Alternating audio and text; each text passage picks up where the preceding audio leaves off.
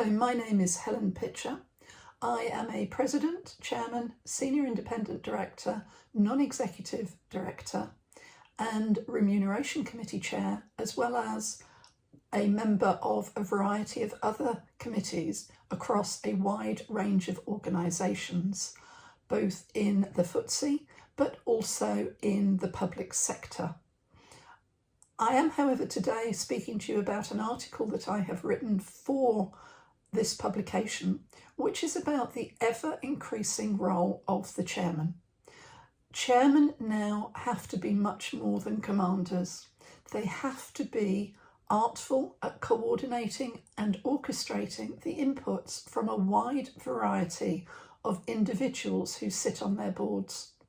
The FRC code requires more and more guidance, input, challenge and support from directors across a very wide range of topics, from ESG, climate change, inclusion, diversity, remuneration, and a whole variety of other issues.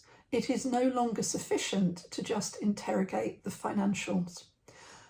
The chairman, therefore, needs to be able to ensure that the board members give appropriate input to a wide range of topics and that their knowledge and expertise is drawn on in an artful way.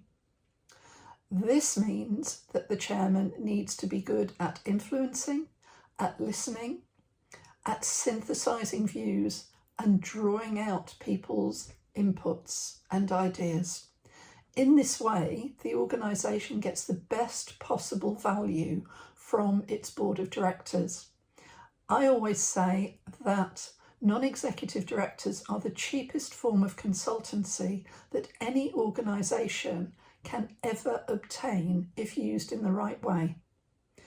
Much of what goes on in the boardroom is down to the chairman. This does not mean that the chairman has supremacy.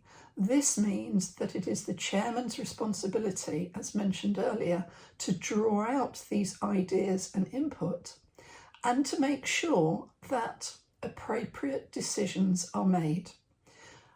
It is not for the non-executive directors to substitute their views for those of the executive.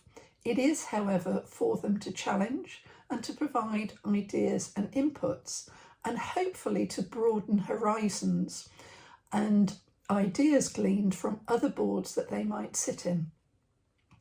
This means that the chairman needs to organise the agenda with the company secretary. A company secretary is a very effective right-hand person to the chairman. Make sure that items are on the agenda in the most appropriate way so that things do not get crowded out and important topics missed. It is absolutely vital that a full range of debate takes place on those topics where it is required. Risk is also another area that the chairman needs to make sure is covered off in the debate. So it is not just about the papers that are before the board, but it is about understanding and gaining insight from those papers in order to give informed views and input. Good chairmen need to be mature. They need to be open to an evaluation of their board and not just expect this to be a mirror held up saying, aren't we good? But is in fact an appropriate challenge to think about what the board might need to focus on going forward. In this way, we ensure appropriate levels of transparency, as well as a willingness on the part of the board being demonstrated as to how it performs going forward. Boards are not the font of all knowledge. They do, however, have a great deal of knowledge and expertise that an organisation can call on and make best use of in order to be able to value the contribution and benefit from that contribution that might be there.